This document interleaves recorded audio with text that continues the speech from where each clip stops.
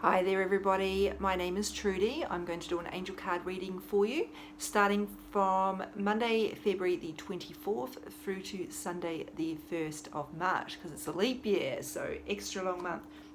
Let's get started. I'm choosing the cards randomly and we're going to see what comes up for each day that I'm shuffling for. Monday. There's so much energy around this card. Past life issue. It comes up in just about every, maybe not every card reading I do, but maybe like 1 out of 5 or something, because it's huge. Every lifetime, sorry, let me start again. Every lifetime we carry through energy from past lifetimes, whether we know it or not. We don't need to remember what happened to know. For some reason you've got some sort of blocks around intimacy, for example, and there's no logical reason why that would be. You haven't experienced any sort of situation in this lifetime. That means it's probably going to be from the past life. We carry over the energy.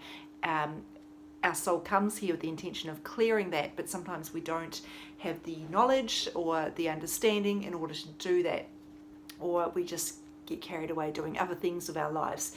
So this is really asking you to deal with issues from the past, and as I say, that can be past life issues. It can also be your childhood or this lifetime here.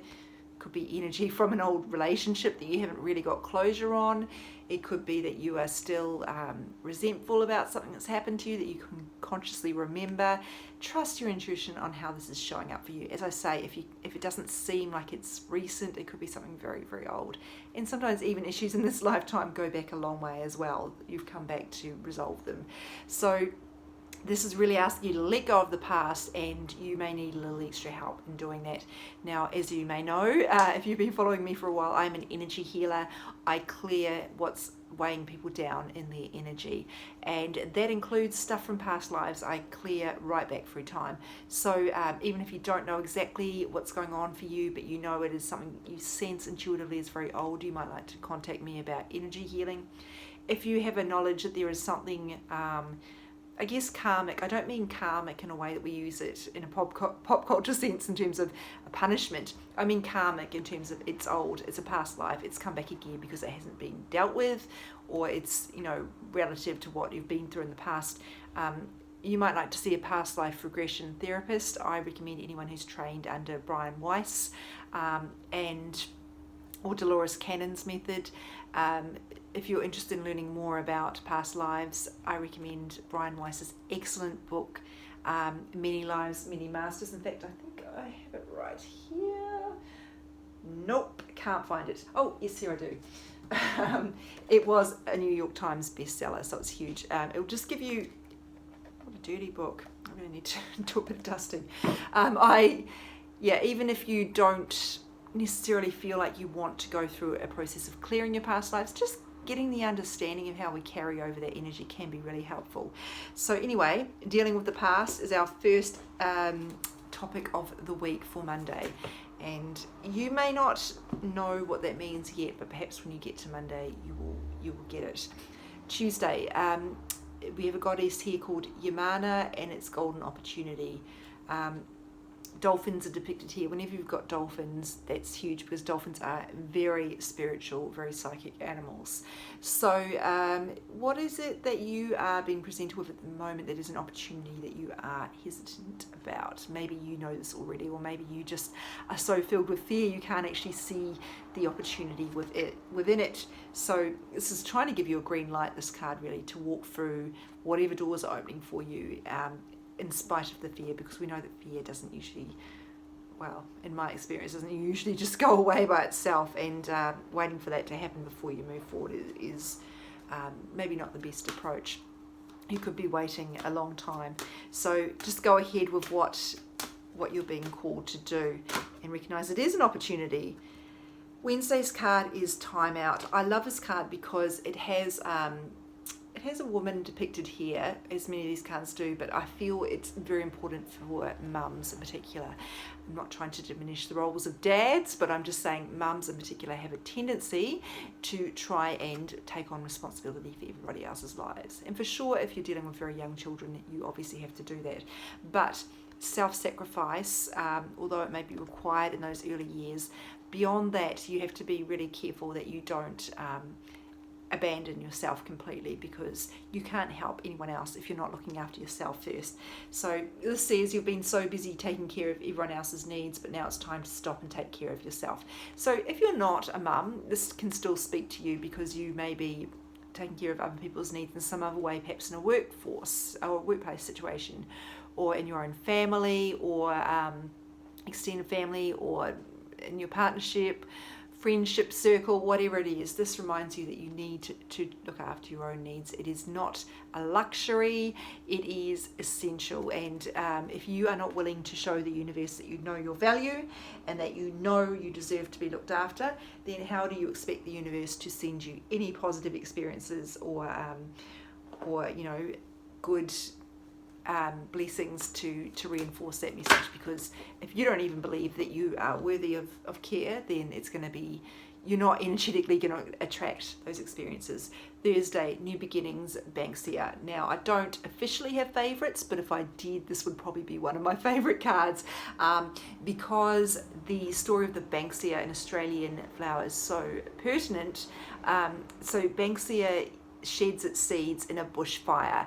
The bushfire is actually, even though it's destruction, it is the opportunity for regeneration. So it can only thrive and survive when it is under pressure, under heat. And so it's the same for us. We often, not for our survival necessarily, but we often need to go through situations that test us, that could threaten to destroy us, in order to learn and to grow.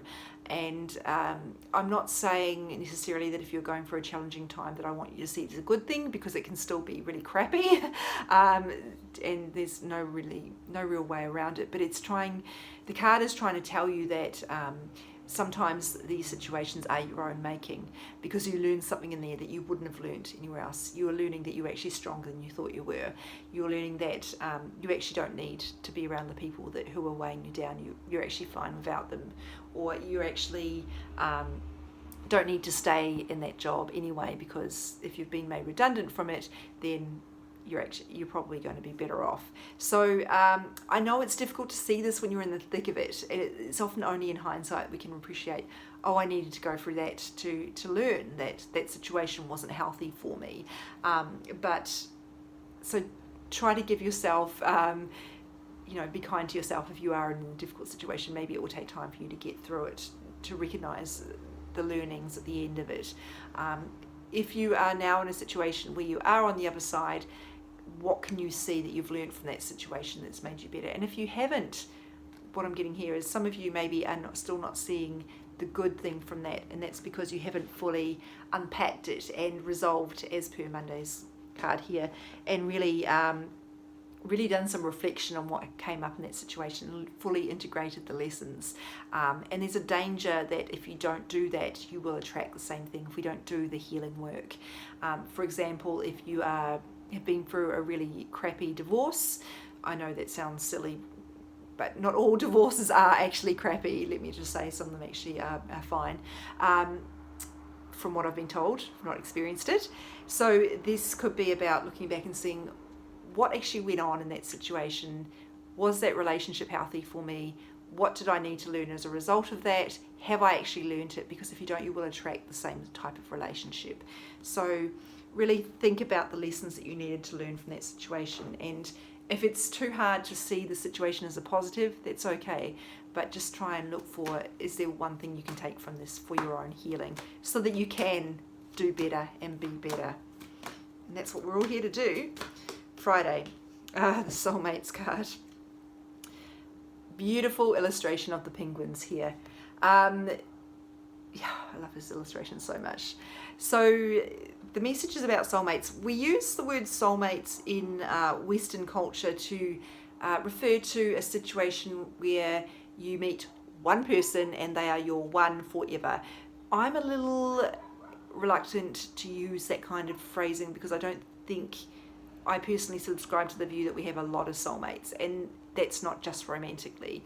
So I believe in the soul family that we reincarnate with. The same people are around us all the time. We have different relationships with them. They take different forms, as do we. So it could be about if you've sensed that you've known someone before, it could be about that. Sometimes when people say, when we talk about soulmates, people have the idea that, oh, if this person is my soulmate, therefore I need to be with them to give, stay with them forever. That's not the case. If you've been in a romantic relationship with someone that you sensed was, you had some past life experiences with, or, you were in the past, that doesn't mean you need to be together forever. Sometimes we come together to learn a lesson and resolve something that wasn't resolved way back then. So it just means that there is a karmic kind of pull towards that person, and maybe that's why it is so hard for you to let go when the relationship has come to the end it needed to come to. However, when we talk about soulmates in the Western sense, in terms of the the long-term relationship, romantic relationship type situation, this card could be coming out to let you know that that relationship is in the future for you if you've been looking for it, been longing for it, and what you need to do is make sure that you're in the right space to receive that relationship. So work on any blocks around self-worth, work around any blocks where you haven't let go of the past fully, you haven't integrated the lessons from the past, work through anything where you are blocking love because you don't believe it can happen for you, or you don't believe there's any good people left anything out there, anything like that you might like to work on. There is an article on my website about that. It's called 8 Reasons You Haven't Met Your Soulmate Yet. You might like to look at that. Now, if you are in a romantic relationship with someone, a long-term relationship where you feel that they are your soulmate, and that you do have some longevity in that relationship, you might like to look at what are you doing to nurture that relationship, similar to the way the penguins look after each other. Are you working as a team right now, or are you too busy off doing your own thing? Which is okay, that can happen. What do you need to do to come back together and to really work and get better in sync? Are there some conversations you need to have that you've been avoiding? Are you swallowing your needs in order to make the other person happy? You want to move, they don't, so you're just pretending to be happy here. That sort of thing. Work through that stuff that needs to be worked through. That's Friday. I wouldn't normally, with a card like that, I wouldn't normally talk about the the past life stuff, but because that has been coming through this week, that's why I brought that up, about the soul family, about the people around us are all, some soulmates in some form. Often the word twin flame is used in a spiritual sense, so you might like to look at that one. I'm just having trouble choosing the right card deck now. Let's go with this one. It's just whatever feels right. Ask. This is Saturday's card, ask. It could be about asking for help from other people around you, or it could be about asking for help from the universe. Both are important. People around you often don't know what you need.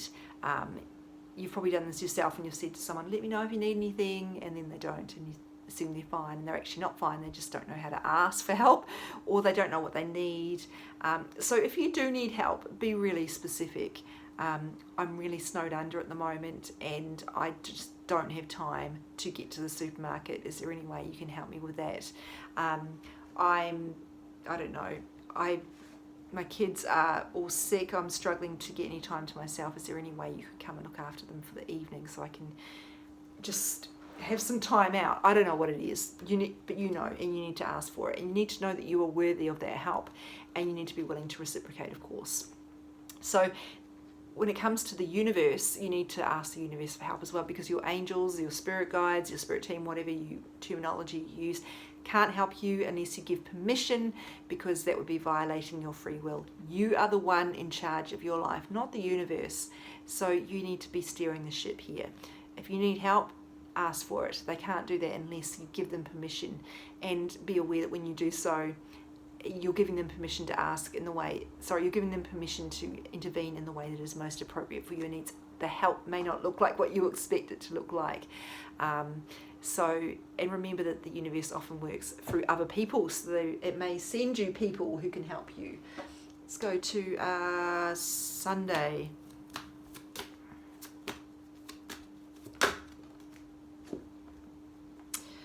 Believe and trust. This feels very appropriate for last week's cards. Actually, we had about four cards around this idea of needing to keep the faith. This is in the same vein.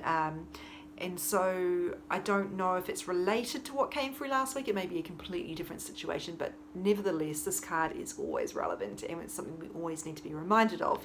So please try to keep the faith.